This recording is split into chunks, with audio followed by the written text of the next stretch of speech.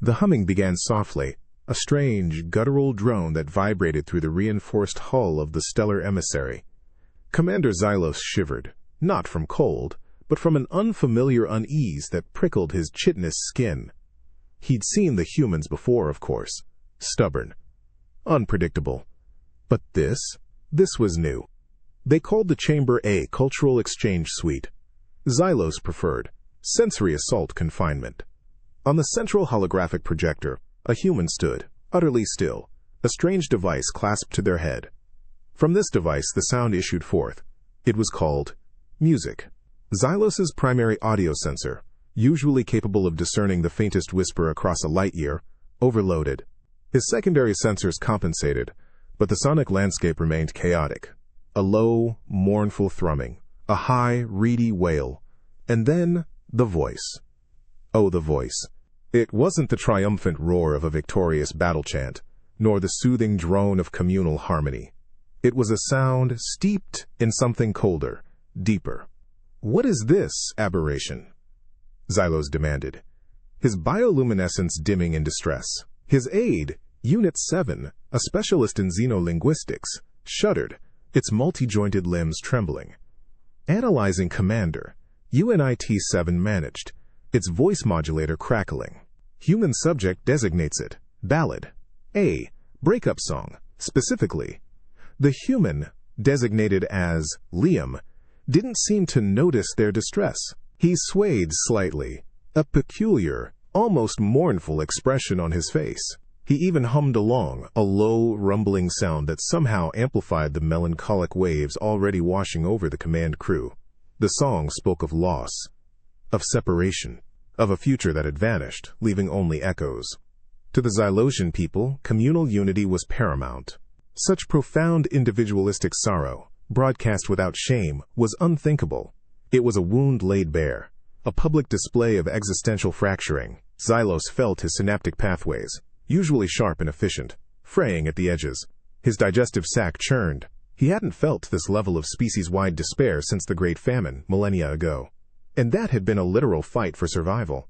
This was just sound. Their internal bio-readings confirm a state of profound emotional devastation, UNIT 7 reported, its sensors flashing a frantic crimson. Yet, the human subject appears calm, almost content. Liam opened his eyes, a slight smile touching his lips.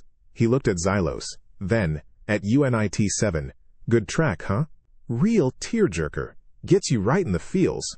He tapped his chest. Perfect for winding down. Xylos reeled back. Winding down, he rasped, his chitin feeling brittle. This sonic lamentation for the lost essence of being is a form of relaxation? Liam shrugged, a casual, bewildering human gesture. Yeah, clears the head. Helps you process stuff. We've got playlists full of them. Great for long journeys, too. The revelation hit Xylos like a physical blow. They weren't fighting. They weren't strategizing. They were just listening. And in doing so, they were willingly subjecting themselves to this concentrated essence of sorrow, not as a weapon, but as a comfort.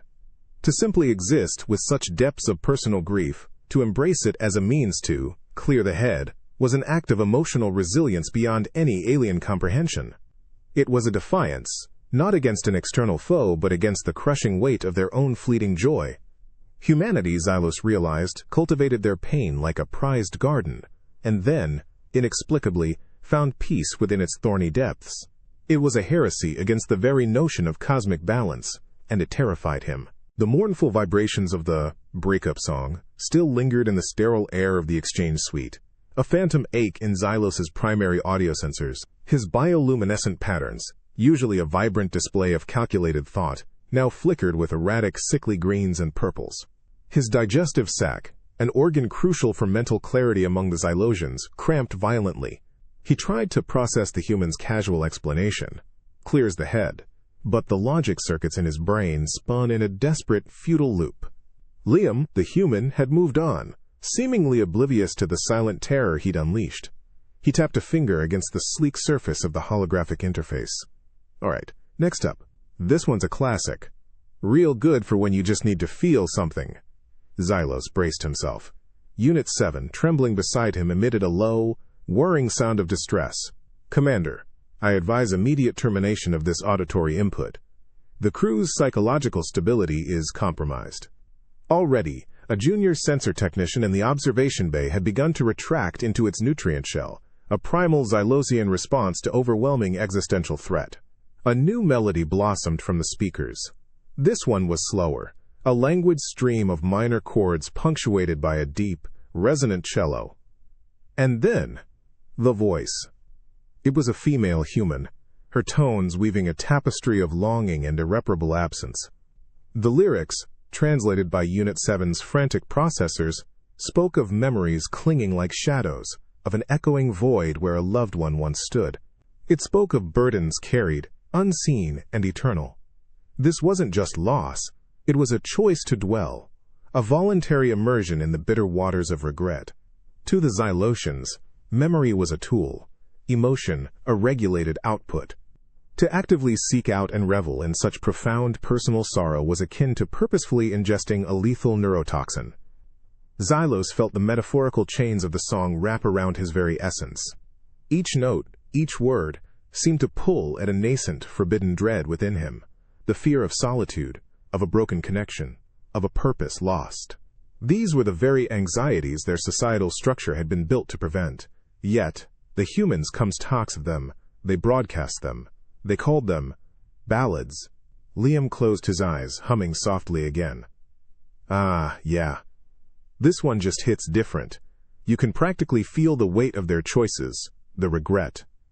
But it's good, you know? Like acknowledging the ache makes it real, helps you carry it.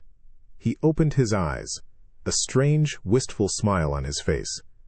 This is our comfort music. Our way of saying, yeah, life can be tough. It can break your heart. But we're still here, still feeling. It's how we endure. The truth of his words resonated with a terrifying clarity. Humans didn't just survive loss. They embraced it. They didn't flee from the echoes of past pain. They composed hymns to them. Their comfort came not from forgetting, but from the deliberate, defiant act of remembering, of feeling the resonance of those very chains.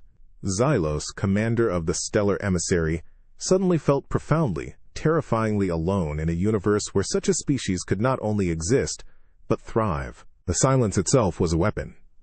After the previous sonic assaults, a tense, expectant hush had fallen over the Xylosian exchange suite. Commander Xylos watched Kale, his chief empathic observer, whose bioluminescent patterns were a chaotic storm of purples and grays. Kale, usually the picture of stoic, regulated emotional output, now twitched antennae in what Xylos recognized as a desperate attempt to reset his sensory filters. The humans, it seemed, had a new demonstration. A human female, Sarah, sat on a low, padded stool. Her hands rested on an odd, polished wooden instrument, with a hollow body and 6 taut strings. This, she had explained, was a guitar. Her expression was calm, almost serene, yet Xylos detected a deep, familiar undercurrent of the same melancholy that had plagued them for cycles. Then, her fingers moved. A soft, intricate picking began, a cascade of individual notes that wove together into a shimmering, delicate tapestry. It wasn't the raw, percussive force of the previous breakup songs. This was something more subtle, more insidious. It was the sound of a quiet, lingering sadness, a melody that whispered of forgotten promises and solitary journeys. Kale emitted a low, distressed chittering sound, deep within his chitinous chest. His multifaceted eyes, usually sharp and analytical, glazed over. The resonance, he rasped, his voice modulator failing to mask the tremor. It is not just sound. It is memory. It is the ghost of touch. It is loss, distilled. Sarah's fingers danced over the strings, sometimes plucking them with surprising force, sometimes stroking them with a feather-light touch.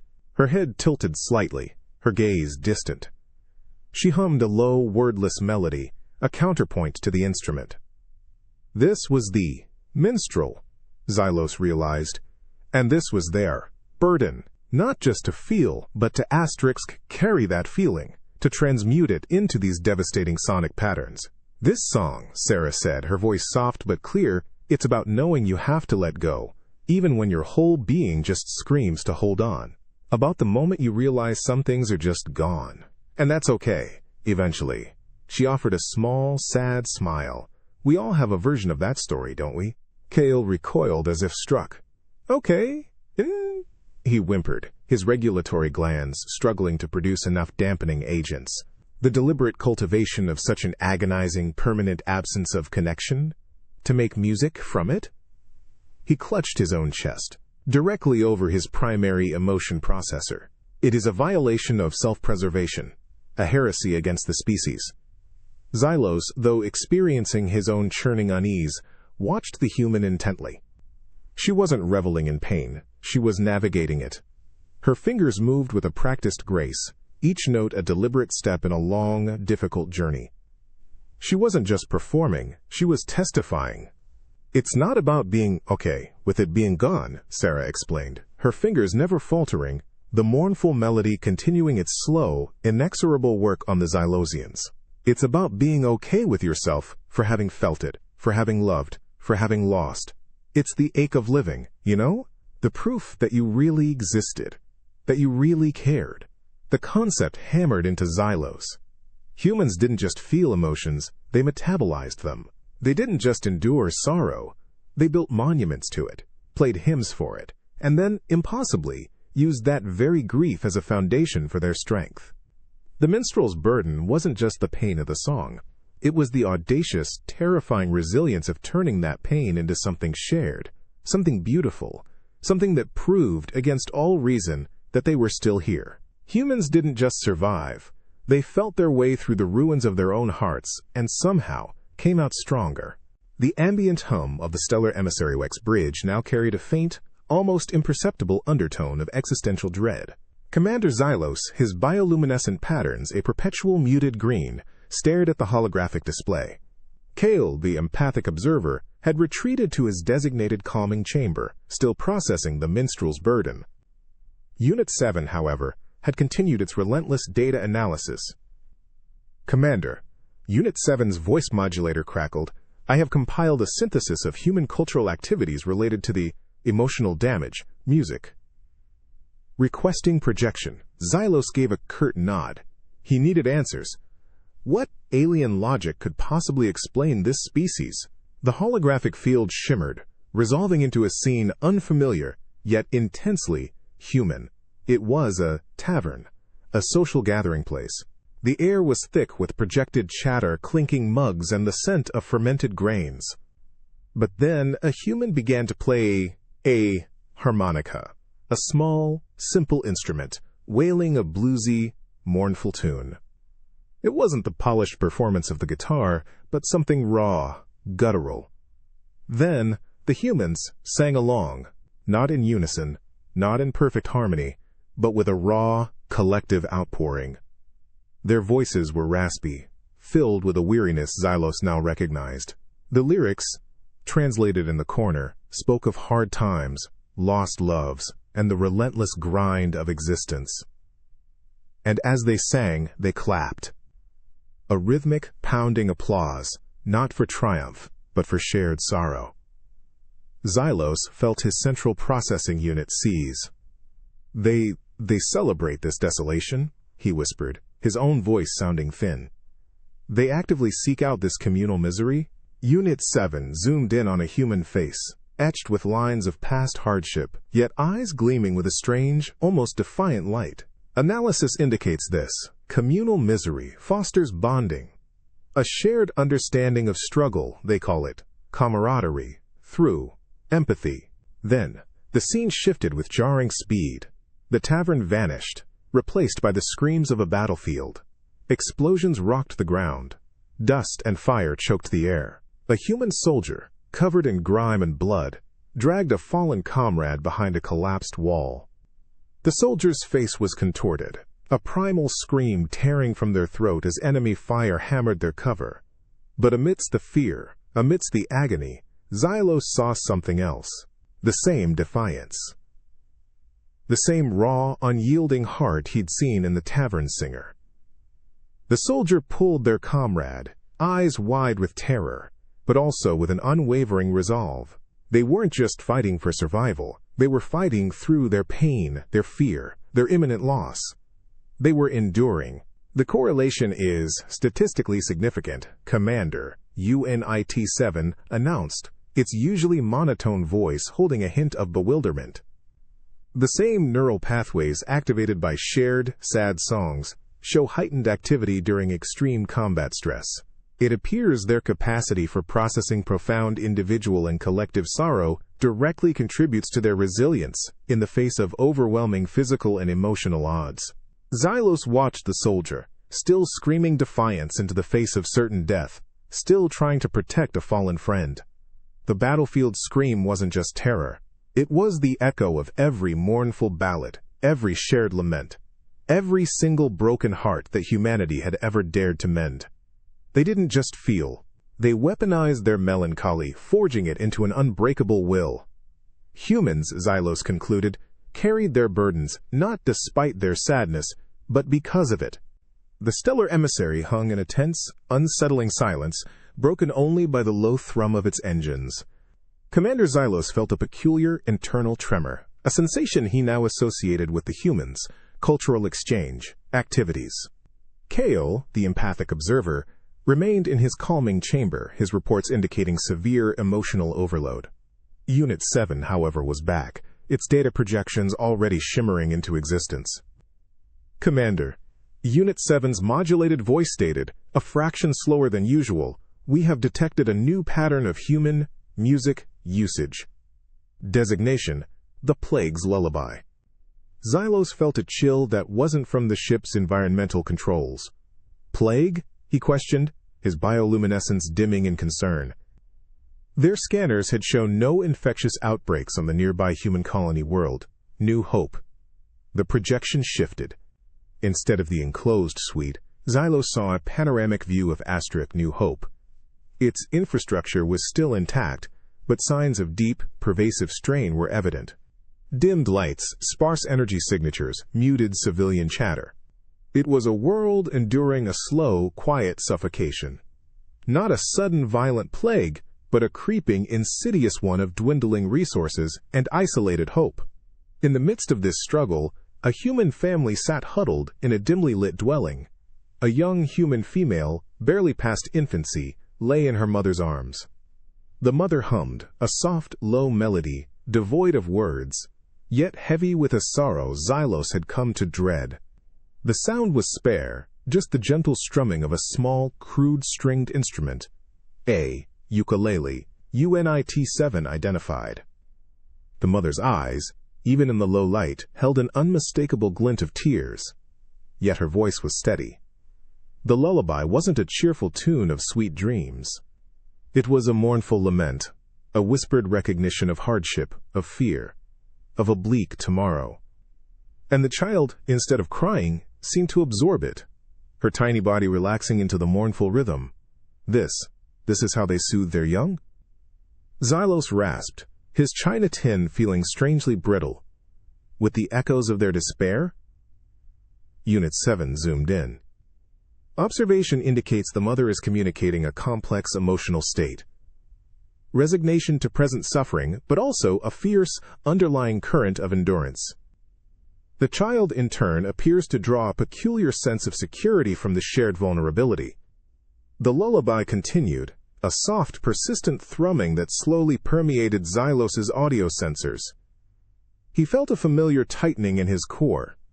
It was the same existential dread he'd felt with the breakup songs, the ballads of lost love. But now, it was directed at an innocent. It was a lullaby sung over the slow death of a dream. They teach their young to accept this suffering? Xylos asked, bewildered. To find peace in it? The mother finished the song, her voice cracking slightly on the last, lingering note. She gently stroked the child's hair, a soft, almost imperceptible whisper escaping her lips. Unit 7's translation appeared. We make it through this, little one. We always do, even when it hurts. The plague wasn't just on the colony world. It was the fundamental human condition itself, this unending cycle of hope and loss, of struggle and endurance. And their lullabies, their sad songs, weren't meant to banish the darkness, but to teach them how to asterisk sleep within it, how to gather strength from the very ache of their existence. Humans didn't escape their pain. They cradled it, sang to it, and in doing so, transformed it into an unbreakable will. They found their comfort, not in forgetting, but in the harrowing promise of always mores making it through. A cold, sterile hum had replaced the distant cries of the Dime New Hope colony. Commander Xylos's primary audio sensor still throbbed with the ghost of that mournful ukulele. Kale, his empathic observer, had not yet emerged from his restorative cycles. Unit 7, however, was already projecting, its analytical functions seemingly immune to the pervasive dread. Commander, UNIT-7 reported, its modulated voice now carrying a subtle, almost imperceptible strain. A new auditory event has been detected from a deep space human research vessel, the Voyager's Remorse. Analysis suggests a direct correlation with severe personal trauma. Designation: the Anthem of the Empty Cradle. Xylos felt a chill deeper than the vacuum of space. He understood cradle. He understood empty. And if the previous lullaby had been disturbing, this new title promised a plunge into abyssal horror. The projection shimmered. It showed a small, cramped cabin within the research vessel. A lone human male sat before a complex console, his face etched with a weariness that went beyond fatigue. His hand hovered over a smooth, dark surface. A synthesizer, UNIT-7 identified, an instrument capable of replicating vast sonic landscapes. His eyes, though focused on the controls, seemed to stare into an infinite void. Then, his fingers descended. A slow, haunting melody unfolded. It began with sparse, ringing piano chords, each note hanging in the air like a tear. Then, a mournful string section swelled, not with the triumphant brass of glory, but with the deep, aching thrum of infinite sorrow. No words were sung, yet the song spoke volumes. It spoke of dreams shattered, of futures that would never be, of tiny hands that would never grasp, and a laughter that would never echo. It was the sound of a universe continuing, uncaring, after a singular, irreplaceable light had been extinguished. Xylos felt his internal bioluminescence dim to a flicker. His multi-jointed limbs locked, his primary processing unit struggling to cope. This wasn't merely personal loss. This was the crushing weight of a top potential lost, a future denied, a void so profound it threatened to swallow his very consciousness. To the Xylosians, procreation was a sacred, almost mechanical process, meticulously managed for species viability. Such a personal, agonizing grief over an absent offspring was incomprehensible, a violation of the natural order of things. This is the sound of total spiritual annihilation, Xylos rasped, his voice modulator sputtering. How can a sentient being create such a thing? How can they endure it? The human on the screen leaned back, closing his eyes. A single tear traced a path down his cheek, catching the faint cabin light. He didn't stop the music. He listened, utterly immersed in his own desolate creation. Subject's bio-readings show extreme emotional distress, UNIT-7 stated, its voice tighter than before. However, neural pathways indicate a peculiar form of active processing. He is not succumbing. He is engaging with the pain. The music continued its slow, inexorable march through Xylos's being. It wasn't despair that silenced the human. It was a profound, unyielding grief that they chose to live with, to sculpt into sound. They didn't bury their dead and forget. They built sonic cathedrals to their lost. They gave voice to their deepest wounds. The human opened his eyes, a flicker of something ancient and resolute in their depths. He didn't look broken. He looked hardened. He looked like someone who had walked through the deepest darkness and emerged, not unscathed, but undeniably sainters. Humans, Xylos realized, didn't just mourn their dead. They enshrined them in the very architecture of their souls, playing anthems to their absence, and finding, in the crushing weight of that memory, the grim, unyielding courage to keep going. They didn't just survive loss. The stellar emissary S-Bridge had become a zone of perpetual unease. Commander Xylos, his command patterns erratic, watched the primary display, where Emperor Xylar himself sat rigid on his throne mech, his many ocular sensors fixated on the human holographic projection. The Emperor's usually vibrant royal blues now pulsed with a sickly, despairing gray. Kale, still recovering, had been replaced by a new empathic observer, UNIT-9, whose early reports were troubling. "Commander, the human subject has designated this next piece as the Mad King's Composer," Unit 9 reported, its modulated voice showing distinct signs of processing strain. It appears to be a solo instrument, a piano, accompanied by a singular, powerful human voice. On the projection, a human male sat at a grand, dark instrument, his fingers poised. He didn't look like a king or a general. He looked weary. His gaze was distant, burdened. Then his hands descended, and the first notes struck. They were slow, deliberate, each chord a heavy, echoing toll. This wasn't the frantic passion of a breakup song, nor the intimate sorrow of a lullaby. This was a deeper, more profound ache. Then, the voice began. It was a baritone, rich and resonating, but laced with an unbearable weight. The lyrics, translated by Unit 9, spoke of the crushing solitude of the throne, of decisions that scarred the soul, of a crown that felt more like a cage. It painted a picture of a leader, isolated by power, haunted by the ghosts of choices made and futures lost. Emperor Xylar's many ocular sensors flickered wildly. His powerful command pheromones, usually a steady, reassuring flow, began to waver, replaced by faint traces of panic. His multi-jointed limbs, which had endured countless battles and political machinations, trembled. The song was a mirror, reflecting the Emperor's own secret burdens but amplifying them into an unbearable cosmic dread. It was the sound of ultimate responsibility, without the solace of shared vulnerability. This composer.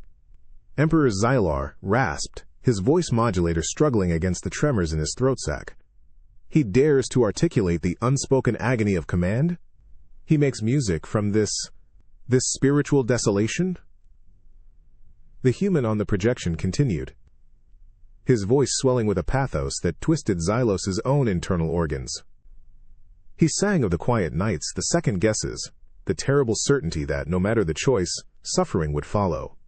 It was a eulogy, not just for the lost, but for the very self sacrificed at the altar of power. They call it an ode to the lonely ruler, the human said into a mic, his gaze direct, yet still carrying that deep, weary understanding.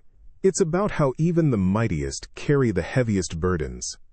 How leadership isn't just about strength, but about enduring the profound isolation that comes with it. We sing about it, so our leaders know they're not alone in that feeling. It's how we remind them, and ourselves, of the human cost. Emperor Xylar let out a low, guttural wail, a sound Xylos had never heard from his stoic ruler.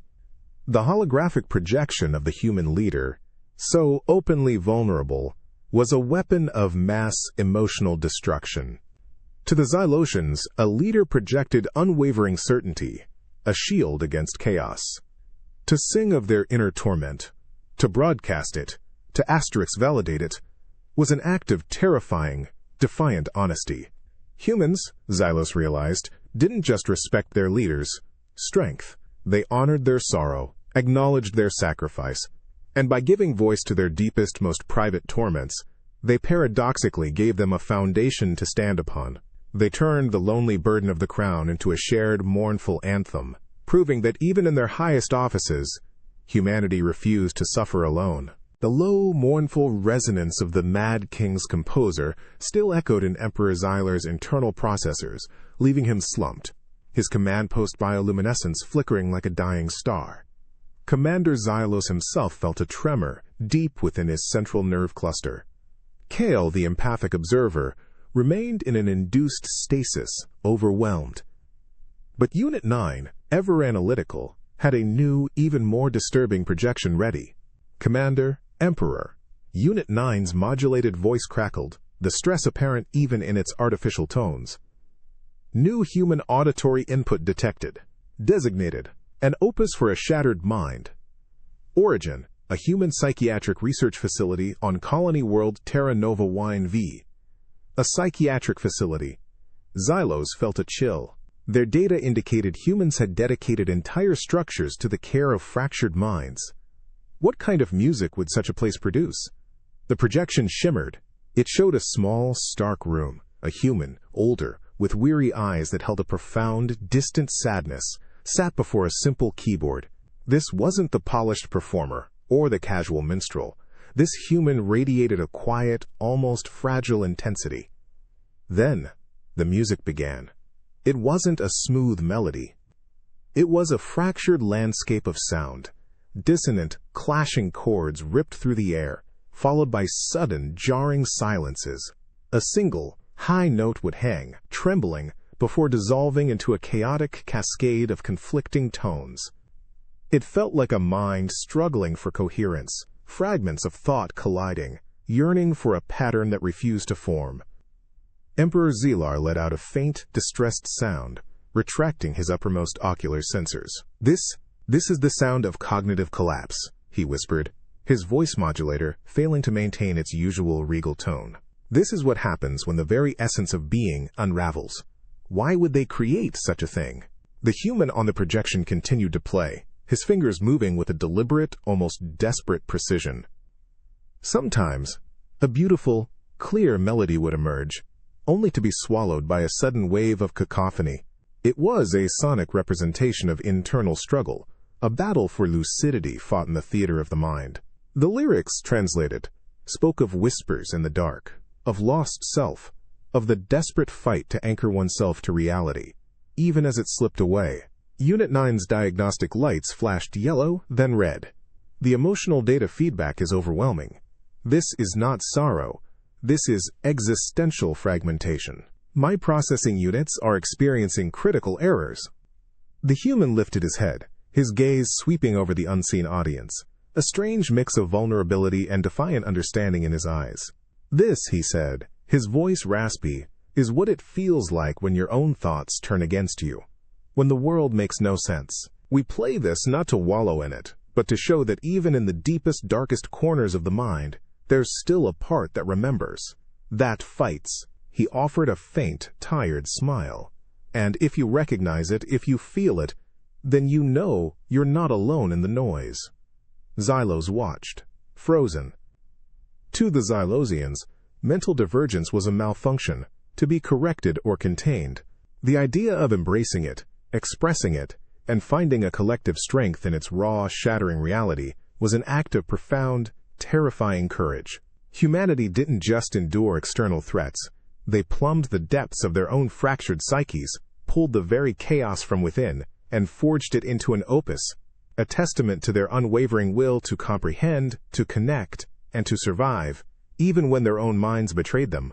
They transformed internal chaos into a shared cry of defiance, proving that even in madness, humans refuse to be truly broken. The stellar emissary Sonim bridge crackled with an almost palpable tension, a static charge born of sheer, concentrated despair. Emperor Xylar, his colossal form slumped within his throne mech, ocular sensors locked onto the void, whispered fragmented commands to an empty space. Commander Xylos felt a peculiar dryness in his throat sac, a pre-reaction to the inevitable. Kale remained in stasis, and Unit 9, the empathic observer, had gone completely silent, its diagnostic lights frozen. The humans, it seemed, had one more performance. A human female, Ilara, entered the suite. She carried a small, elegantly crafted stringed instrument, a lute, Unit 7, now the sole functional analytical unit identified. Her demeanor was calm, almost beatific, but Xylos caught a flicker in her eyes, a depth of feeling that made his antennae twitch with premonition. She didn't look at the aliens, but at some distant, unseen point beyond the observation window. Then her fingers danced. A delicate, crystalline melody filled the chamber, each note a perfect, shimmering sphere of sound. It was exquisite, haunting, and terrifying. The lute's voice was pure, almost joyful in its intricate patterns, yet it wove a narrative of profound, unyielding longing. When Ilara's voice joined, it was a clear, soaring soprano, singing of a love that was destined to never be returned, a devotion to a distant star, a fleeting shadow, a dream that existed only in the heart. This wasn't a breakup. This was a love never born of impossibility, a love cultivated in the barren landscape of absolute futility. The lyrics, translated by Unit 7, spoke of holding on to this hopeless affection, cherishing the ache, finding beauty in the very act of yearning for something that could never, would never, reciprocate. It was a hymn to exquisite, self-inflicted emotional torture. Emperor Zaylar began to rock gently within his throne mech, a primal, involuntary movement. His command pheromones pulsed with pure, unadulterated anguish. This is a weapon, he choked, his voice barely audible. To choose such agony, to call it love, it is a violation of cosmic intent. His processors, designed for logical dominance, seized at the concept of finding solace in perpetual, unrequited devotion. Xylos felt his multi-jointed limbs lock. The song was a cruel paradox. It was beautiful, undeniably so, yet its beauty was forged from an active, willful embrace of endless pain. It promised no resolution, no peace, only the eternal flame of a longing that would burn forever, unfulfilled. Ilara finished the song, her fingers lingering on the last, echoing note. She finally looked at the observation window, her expression serene. "That's an old one," she said, her voice soft, "about the kind of love that just is, even if it hurts, even if it never gets anything back. Sometimes, just feeling that much, for that long, is its own reward. It shows you're alive. You've got a heart that can just keep going no matter what." She smiled, a faint, wistful curve of her lips. "It's one of my favorites for unwinding." Xylos couldn't breathe. Unwinding. They found relaxation, even peace, in actively sustaining an impossible love, in cherishing a heartbreak that would never end. It wasn't just resilience. It was a profound, terrifying acceptance of pain as an intrinsic, beautiful part of their existence. Humans didn't just survive emotional damage. They composed their cruelest love songs to it, and in doing so, proved they could love through anything, even the crushing weight of utter, unending futility. And that, Xylos realized, was their most terrifying strength. The silence on the stellar emissary S bridge was a physical entity, heavy and suffocating. Emperor Zaylar, mighty ruler of the Xylosian hegemony, remained utterly unresponsive, his colossal form a static monument to existential collapse. His once vibrant bioluminescence had faded to a sickly, intermittent flicker. Commander Xylos, too, felt his own internal regulators seizing, his multi-jointed limbs trembling with an unfamiliar, profound fatigue. Unit 7, the last operational analytical unit, struggled to maintain coherent thought patterns, its internal diagnostic lights flashing a desperate, frantic sequence. The human, cultural exchange had achieved its peak devastation. Then, a human entered the suite, a different one this time, a male named Marcus. He carried no instrument, only a small, data slate. His expression, however, was not one of triumph or even curiosity, but something Xylos recognized with a fresh wave of dread, compassion. Marcus looked directly into the observation window, his gaze sweeping over the incapacitated emperor and the reeling command crew. "Hey," he began, his voice calm, accessible, We noticed things got a little heavy in here. My apologies. Sometimes we forget just how much our music hits different for other species." He paused, a faint, rueful smile touching his lips. "It's just, to us, it's not meant to break you. It's meant to put the pieces back together, differently." Xylos managed a weak, guttural sound, barely a question. Put pieces together? The concept was alien. How could something so fundamentally destructive be constructive? "Yeah," Marcus continued, his eyes understanding. "See, we humans, we're complicated. We break. A lot. Hearts, minds, trust, you name it. But the breaking isn't the end. It's the start of rebuilding. And sometimes, you need to feel the full weight of the shatter to know how to pick up the shards." He tapped his data slate. "So we compiled a final piece. It's an old one. It's about when everything is lost. When the world just ends, and all you have left is the echo of what was. Marcus activated the holographic projector. No single musician appeared. Instead, the image showed a vast, desolate landscape, a ruined city under a bruised alien sky. And the music began. It was a symphony, not of individual instruments, but of many human voices. A choir. They sang together, a mournful, soaring chorus, full of a shared grief that transcended individual sorrow. The lyrics, translated by a struggling Unit 7, spoke of standing together in the ruins, of remembering faces, of holding on to fragile hope when all else was gone. It was an anthem for the end of everything, sung by those who had survived it. This wasn't the lonely lament of a broken heart. This wasn't the private ache of a mad king. This was the collective cry of a species that had faced annihilation, personal and planetary, and found solace not in denying the pain, but in sharing it. The harmony of their heartbreak was overwhelming. It swept over Xylos not as a direct assault, but as a profound, aching understanding. He felt the weight of every lost human world, every shattered dream, every defiant tear, and within that impossible weight, he felt a strange, terrifying connection. "This is how we relax," Marcus's voice cut through the sound, calm amidst the storm. "This is how we process, how we grieve, how we remember, how we find each other in the darkness. We take all that pain, all that suffering, and we don't just endure it. We hold it in harmony. We sing it out loud, together, and somehow that makes us stronger. It means we're never truly alone, even when we feel the most broken."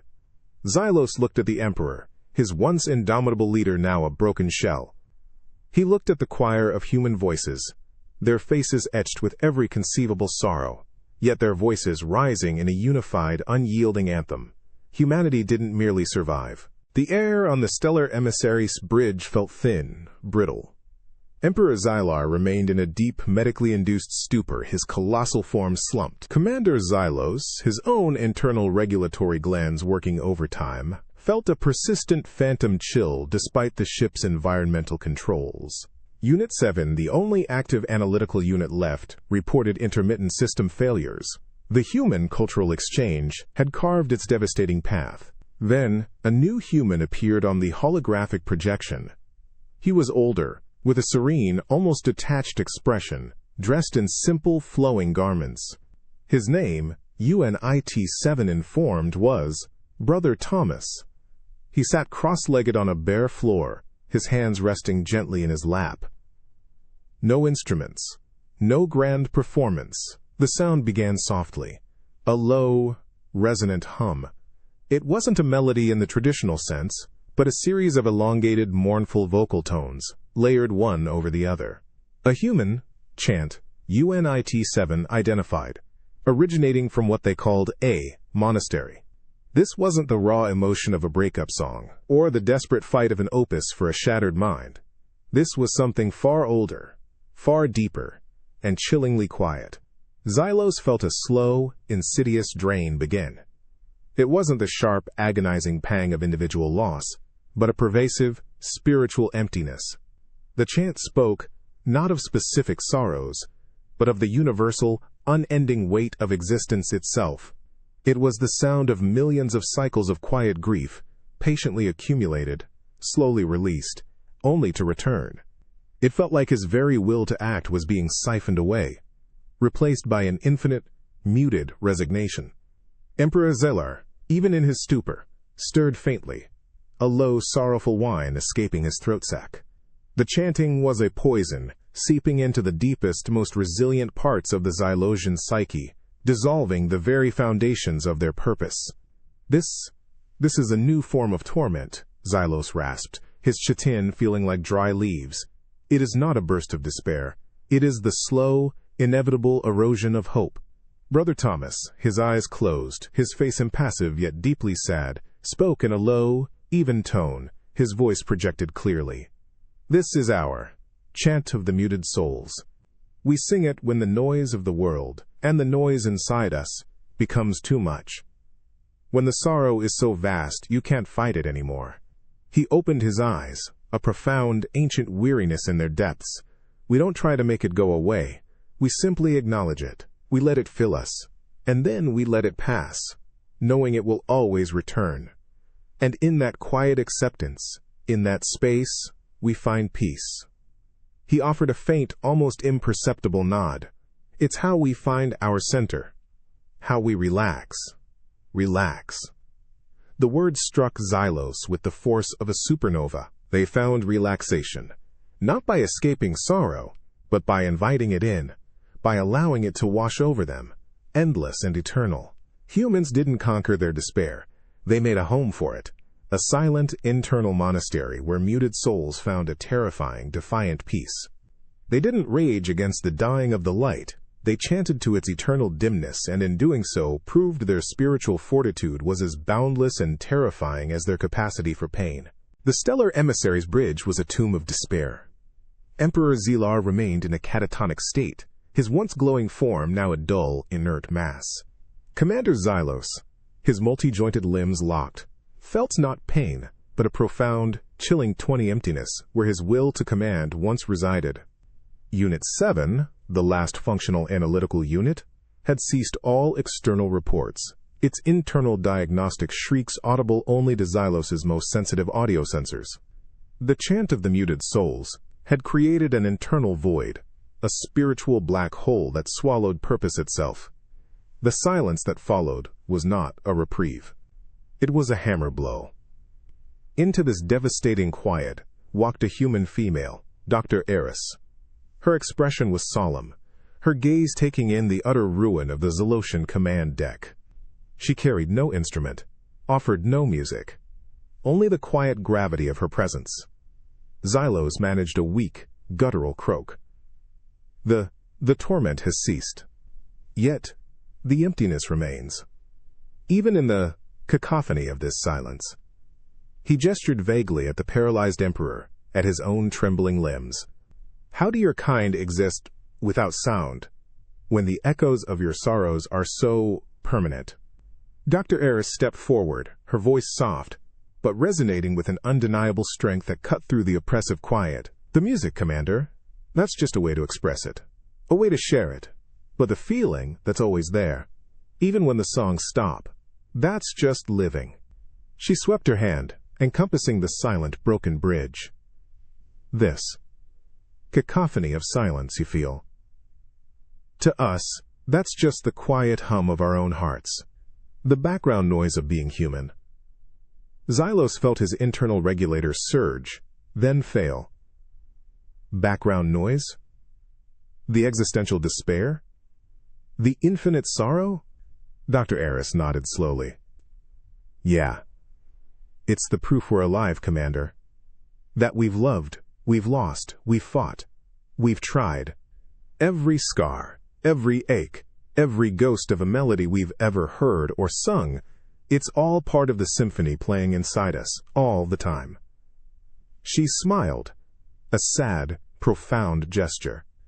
And when it gets too loud, too overwhelming, we don't run from it. We lean into it.